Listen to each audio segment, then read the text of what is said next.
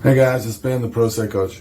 I wanted to talk real quick this morning about hiring a lawyer, which is a pretty obvious conversation for somebody that pushes people to do pro se work.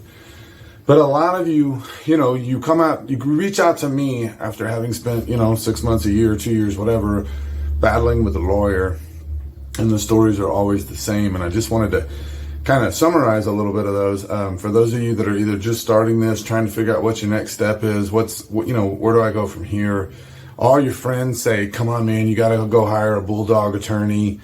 You're scared because you say, I don't know how to do pro se stuff, and it's really intimidating to me, and these are my children at stake. I get it. But let me tell you a few things that might kind of simplify this a little bit for you. And the first one is that your attorney is really good friends with your judge. Guaranteed. They see each other socially, they've known each other for years, probably. They donate to each other's, election campaigns and things like this. And so there's a connection there. And that can be a good thing, right? Because if you hire the lawyer who's good friends with the judge, maybe things work out. But what happens a lot of time is that, you come into a situation and you say, look, lawyer, this is what I want to do. And this is where I think that we should go. I think, for example, I think we should file a restraining order. Okay, your lawyer can go, nope, ain't gonna do it. And the reason why is because he's scared of pissing off his friend, the judge. Because your lawyer has to consider, look, man, I got 15 other cases in front of this judge. And I'm a little worried that your TRO thing isn't gonna go the way that you want, and it's gonna look badly on me. So no, not gonna do it. Now, TRO could be the smartest play in your playbook, but your lawyer simply refuses. And that happens all the time, to where the lawyer just says, no, that's going to look bad on me, and I'm not going to try that for you. So as pro se, I don't give a damn, let's go. I need to advocate as hard as I can in all the ways that I can for my children. And so sometimes you hit a roadblock that you don't want to hit really quick with lawyers. Another thing is, advocating for your children.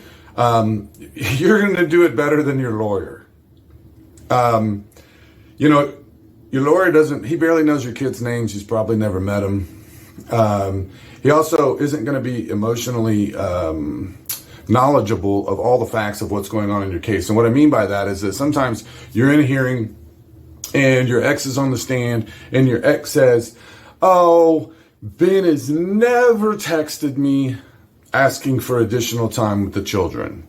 You're sitting there while your lawyer is doing his thing, and your head explodes because you go, I have 800 texts of me asking for extra time, and I could totally tattoo your ass to the wall, proving that you're a liar, because you have intimate knowledge of that.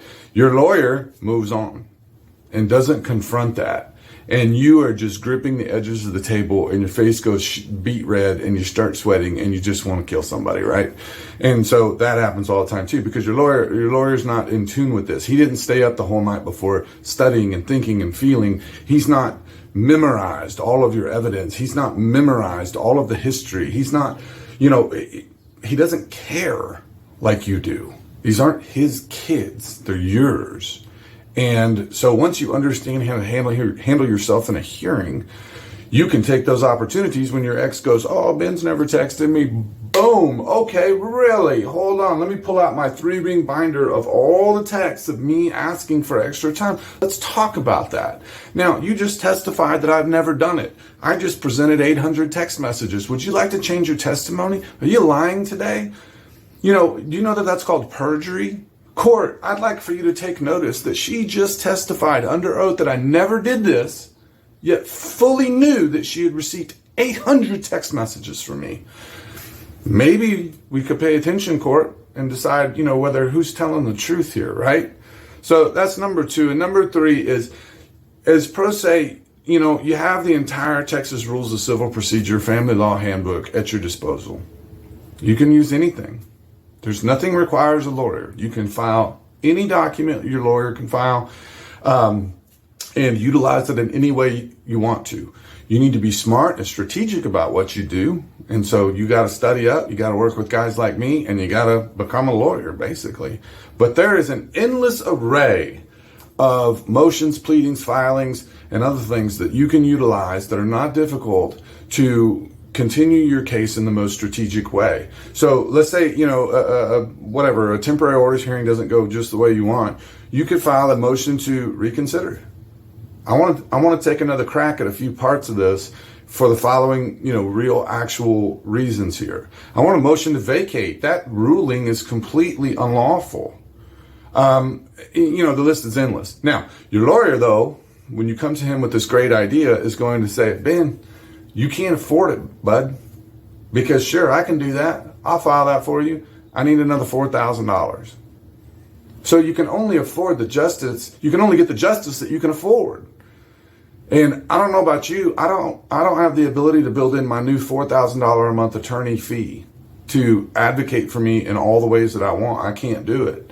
So I'm left, dropping my shoulders and going, well, okay, then I guess we deal with the really crappy temporary orders that were unlawful, that involved her lying, that involved my attorney not asking her proper questions, and nobody cared.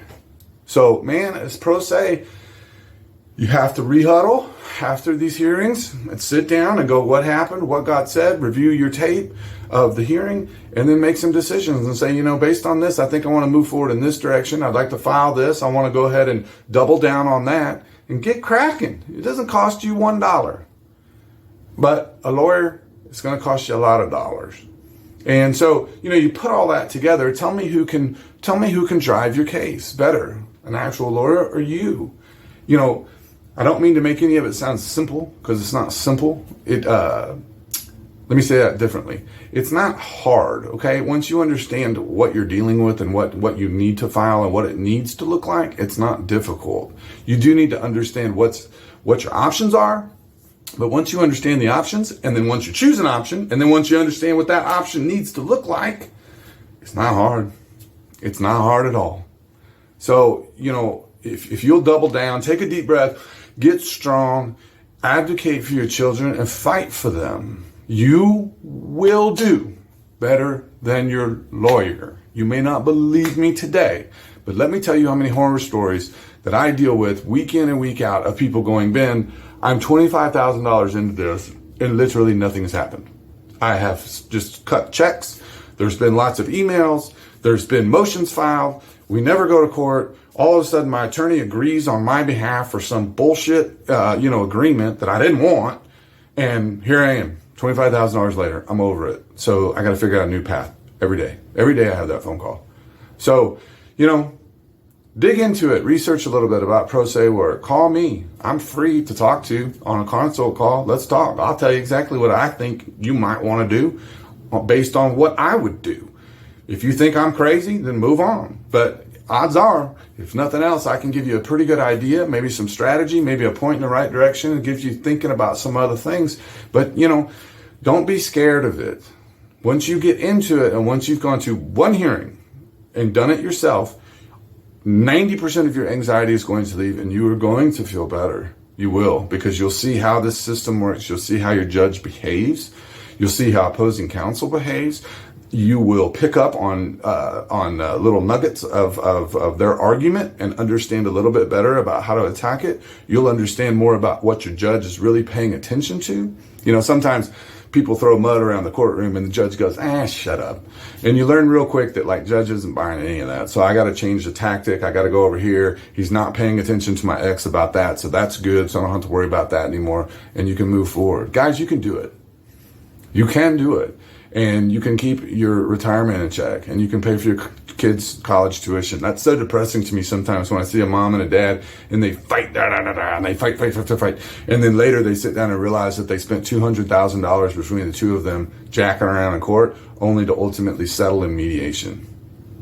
And, you two as parents could have taken that $200,000 and set your children up to have a tremendous life, which is your job as parents, not to blow their inheritance, their college education, maybe their first down payment on their house, because you two were paying two scumbag lawyers to just laugh about you two behind your backs and then go play golf together. So my tagline on everything, you can do it. We can help. So reach out, man. www.prosecoachtx.com to reach me direct. We also have the Pro Se University, much lower cost option for you if you'd like to just do, video walkthroughs and example documents and every other thing. But regardless, I'm doing my best out there to advocate for pro se people and teach you that you can do this and we can help. All right, guys, y'all have a wonderful week. Take care.